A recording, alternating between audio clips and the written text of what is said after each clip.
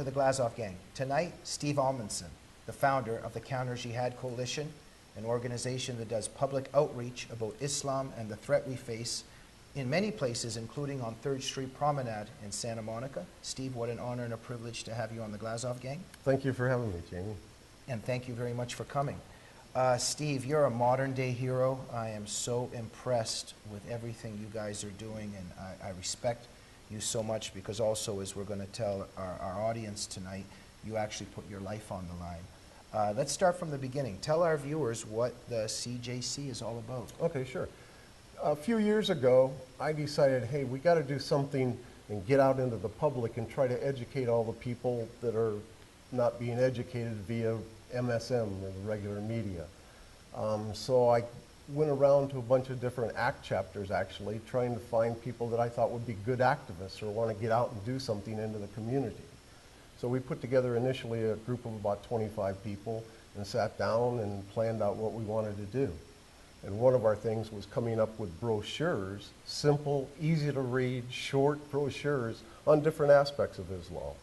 Okay, so somebody could pick one up. For example, one we have is Sharia for dummies. After about 5 minutes, you have a pretty good understanding of what Sharia is. So over the course of the last few years, we've assembled about 15 different brochures like that, each dealing with a different subject. And one of the things we do is our public outreach.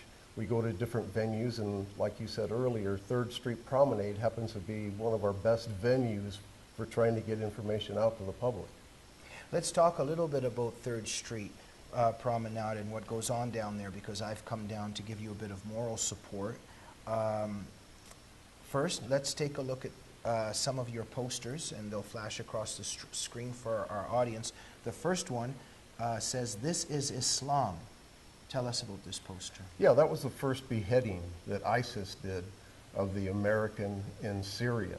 And, you know, we wanted to show people that they're ISIS, they want to be called the Islamic State now, is doing exactly as Muhammad has instructed them to do.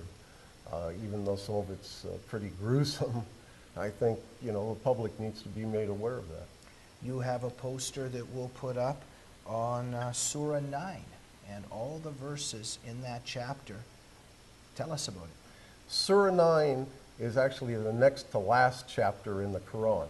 The Quran is not written chronologically. Okay, it jumps all over. So Surah 9, or chapter 9, was the second to last chapter. The last chapter was Surah 110. There's no meat in that. But Surah 9 addresses the violence, the murderous, you know, kill the infidels, talks about believers and unbelievers. So that was the last real chapter in the Quran that speaks to all this violence. And it abrogates everything prior to that. If there's, I always tell people 2 words you must remember in Islam. 2 most important words are abrogation. That means Muhammad said, when I come out with something better for you, it takes the place of an earlier verse in the Quran. Okay, so abrogation and taqiyya, those 2 words. Taqiyya means it's permissible to lie to a non-Muslim if it's for the advancement of Islam, the betterment of Islam. Thank you, Steve. And another poster for our concern to be increased and focused on the persecution of Christians in the Middle East. Tell us about this poster. Yeah, this poster we put together when ISIS was first starting up, going through and marking all the homes with a noon symbol on them as a Christian home, and taking them out and slaughtering them. And we put together this poster to bring attention to the fact that Christians weren't safe anywhere in the Middle East except for Israel.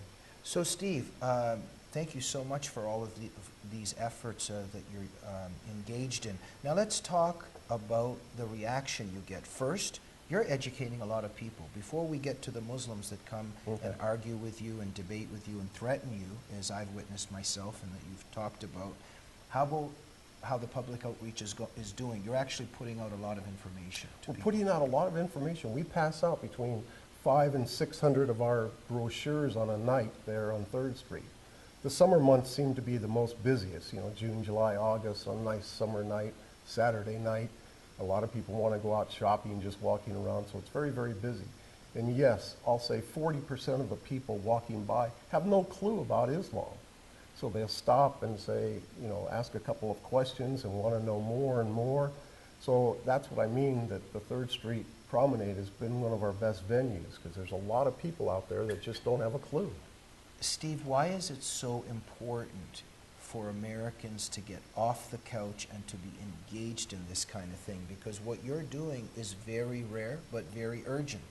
And I mean, we have forces that are, I don't want to answer my own question here, this is a lead up, but you know, very few people are doing what you're doing, and we're losing our culture, we're losing our freedom, we're losing our society. Tell our audience why it's so important for what you're doing, but also what Americans should be doing and following your lead. Okay.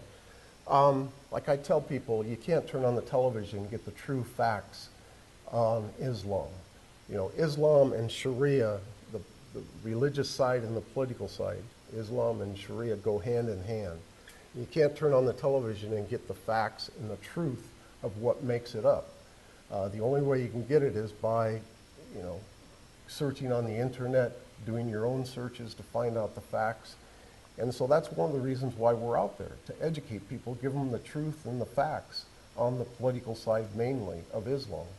Steve, and so tell our viewers and our audience about your interaction with Muslims on that street.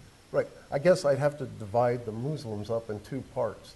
During the summer months, there's a lot of tourists that come over from Middle Eastern countries. They're very obnoxious, very loud-spoken. In other words, I asked one, well, what about amputation for theft? If I go into a store in Kuwait and I get caught stealing some bubble gum, I could get my hand chopped off. And he says, yes, you're absolutely right. That's the way it should be. You don't see much crime in our country like you do here. You know, so I asked him some more.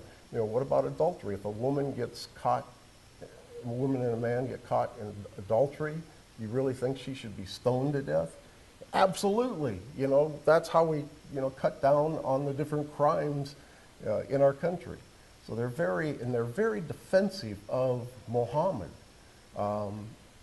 And then the other portion of Muslims that come out, I'll call them the American Muslims, or not coming over from Middle Eastern countries. Their reaction to me is, oh, you're an ignorant American. You don't know what you're talking about. And I say, well, I've read the Quran several times. I've read the Sunnah. Well, let me see the Quran. Oh, well, that's an English translation. I said, well, wait a minute. Isn't Islam a universal religion for everybody? Then if that's so, there has to be a German version, French, Italian, and an English version. And my Quran happens to be approved by Al-Azhar University in Cairo, Egypt. So I know it's an official translation, but they'll argue with me. Then when I put that to rest, they'll want to bring up the fact, oh, you're taking those verses out of context. And I say, wait a minute, 9:5, kill them when you see them. How can I take that out of context? There's no other way to read it. So that's how it kind of goes. You know, they say, number one, I'm not reading an official Quran. And number two, or you're taking things out of context, and you just can't make any headway with them. No, absolutely. I have faced this in my own life many times, Steve, with leftists and also, of course, with Muslims that are defending Jihad and Sharia. And I've seen with my own eyes you in action and this interaction. So I want to explore this just a bit more. Definitely, right away, from the Muslims, and yes, even from the leftists, you get, that's not in there. That's not in there. Then you prove that it's in there. Then they say it's either the wrong translation or it's out of context. Right. And then when you continue the argument that it is in there, there's an anger towards you among the Muslims that are upset with you that your message is that Islam is a violent religion. They're upset with you that that's your message. And then at the very end of the argument, they threaten to kill you. Yes, this has happened to me a million times. Steve, what is the psychology here? Before you give us the psychology, give us one example of how this has happened with you. Because I know that they come up to you throughout the evening and say, we're going to come back and kill you. Right. One of our posters out there we had during the World Cup of Soccer was about the same time ISIS was going through and beheading several people and putting heads up on posts. And so we named one of our posters the World Cup of Jihad. And oh man, that was like a magnet to Muslims. They didn't like that. They didn't like the truth and facts, you know, getting out there.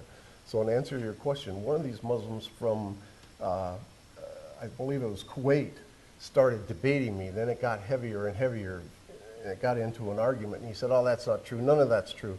ISIS is not Islam, and I don't know where you got those pictures. You probably photoshopped them. And he starts saying, by the way, who's paying you? The CIA probably. Are you on the CIA's payroll? So it got pretty heated, and it ended by him saying, maybe I should just do the same thing to you right now. And throughout the evening, you get Muslims that say that they're going to kill you. Yes, yes, yes. And so, Steve, can we explore that for a moment? You know, I've been fascinated by this my whole life about the inner contradictions in totalitarianism. We have this very much, for instance, where I'm from, in the former Soviet Union, you have the people that are telling you that communism is okay while they're under communism, but then they tell you to be quiet because you're going to get us killed. So they're defending a system, but they're also scared of it. In this context of Islam, it's the same thing on many levels, but they're also threatening you. What do you think is the psychology here where they tell you, you are lying about our religion, it is peaceful, if you don't stop, we're going to kill you? How does this work? Because you see this all the time. You're right, you're right. I don't really have a good explanation for it, although I know they feel they're superior.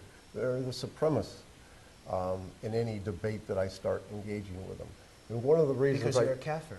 Yeah, that's right, that's right. Okay, so they're higher than you and better than you. Right. But they're upset that you're teaching that that's what Islam teaches. Right, right, exactly. So somewhere they're angry at being exposed.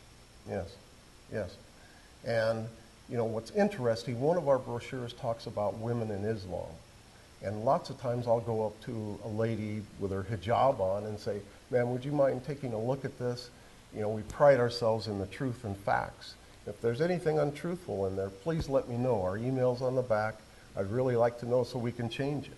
And if she happens to be walking with a male, whether it's a 6-year-old son or her husband, boy, they'll rip it right out of my hand and not want her to even take a look at it. Mm-hmm. You know, because, you know, the man rules. A male, even a 6-year-old son has more power in that family than his mother. And you would think that leftist feminists would be outraged by this Yes, and take yeah. a stand against Islamic ideology. Steve, where can people find you? Where can people who want to get involved, what can they do? Where can they get in touch? What will you equip with them with if they also want to make a difference? Sure, okay. We just recently got started on Facebook, so you can look us up and like us on Facebook, Counter Jihad Coalition on Facebook. Our email is counterjihadcoalition@gmail.com. Send us an email if you have any questions whatsoever. We'll send you our brochures, more than happy. You also have a PowerPoint presentation? Right, we have a PowerPoint presentation that talks about how we put this all together and how we go about doing what we do on our public outreach, such as on 3rd Street. I'll be happy to email that to anybody that'd like to take a look at it. But it's simple, it's easy to use. Just, you know, I tell people whether you're going to the barber or you're going to get your car washed, going to the grocery store, take some brochures with you. If you're going to synagogue on Saturday or church on Sunday, take some brochures. Just say, hey, I read this, I thought it was kind of interesting. Why don't you take a couple of minutes to read? Steve, very quickly, tell us about 2 or 3 of these brochures here with you.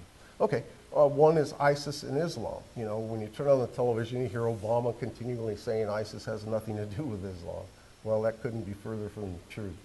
So one of our brochures talks about all of the things that ISIS is doing would make Muhammad very, very proud.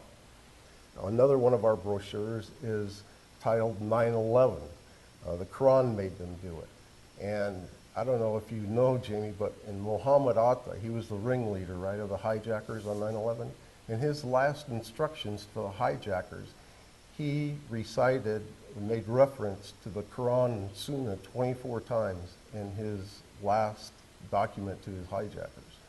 Pulled sayings right out of the Quran and Sunnah. Steve, let me ask you this on a personal note. We have a couple minutes left, but Steve, not everybody does this. Not everybody engages in this. And of course, I'm being silly in the sense that almost nobody does. Mm-hmm. What makes you do what you do? I do it because I have kids and grandkids, and I see the direction our country's heading, and I don't like it. I want a future for my kids and grandkids. You know, the country that I grew up in, I see it being slowly taken away from us. So I'm doing it to push back on these evils that want to take our freedoms and liberties away from us. There have been times, Steve, where you've also shared with me on a personal note that, you know, because we can also get discouraged. We're going against the tide in society. The left is in power. There's certain arguments that could be made that there's certain elements in human nature, this is for another show, but that are against the truth and about what you're trying to say. And you've shared with me that there have been times where you've questioned whether this is going to make a difference, whether, you know, if it's worth doing. Tell us a bit about some of those dark moments and what propels you to still go out there. Yeah, I go through dark moments just like everybody probably does when you're going against the current, right? Sometimes I'll send out an email saying, okay, guys, how many can join me this Saturday night on 3rd Street, for example? And sometimes I don't get any response. And I go, man, what's wrong with people? You know, when I go give a talk sometimes, I tell people, you know, look at tonight's talk as the armory. I'm going to give you some good information and facts and the truth on the political side of Islam. But don't consider yourself saving the country by coming to this meeting tonight. What's going to be the real judge of what you do is when you go home tonight, are you going to put these brochures up on a bookcase or on a coffee table, or are you going to actually pass them out and talk to somebody about what's happening and going on? You know, Steve, I have to say you're quite a special person, and you touch my heart and my soul on many levels. I want to end on this, that there was one evening where there was about 15 Muslims surrounding you. A lot of them were from Saudi Arabia, and they were screaming at you and yelling at you, and you were facing so much hostility. But there was a moment of danger, and we can often feel that down there with myself, with you. We can feel it. And when it calmed down a little bit, and I said to you, Steve, do you get afraid? Share with our audience what you said to me. I think probably what I said is, no, there's a calmness about me. I happen to be a Christian. I believe, you know, that I'm being protected. There's angels around us or whatever protecting us. And there's just a calmness that comes about me. You referred to a certain psalm. Right, Psalm 91. I read Psalm 91 quite often. And I just get this calmness over me. And you really do feel protected while you do what you do. Because you do look very calm during those moments. Right. They're shouting and yelling at me. And the more they shout and yell, I think the calmer I become lots of times. Steve, it is an honor and a privilege to have had you on the Glazov Gang. Thank you for everything that you do. And I wish you the best, and we're going to try to help you as much as we can. All right, great. I appreciate all the times you come out there at the 3rd Street, Jamie, seeing you. And before we end tonight, I happened to stop down at the local sandwich shop, and you'll never guess what I found. They had one remaining copy left of Jihad Drive. So I want to give you the last copy there of this month's issue of Jihad Drive. Thank you so much. Right. And I want to read that story, What If He Loves His Goat More Than Me, on page 51. All right. What is that story about? Can you tell me? I'll leave it up to you. Really? Yes, Okay, yes. I want to check it out. Ladies and gentlemen, help Steve Amundson and the Counter Jihad Coalition by going to Counter Jihad Coalition on Facebook, and you can help and also get started in your community. And we'll see you next week. Good night.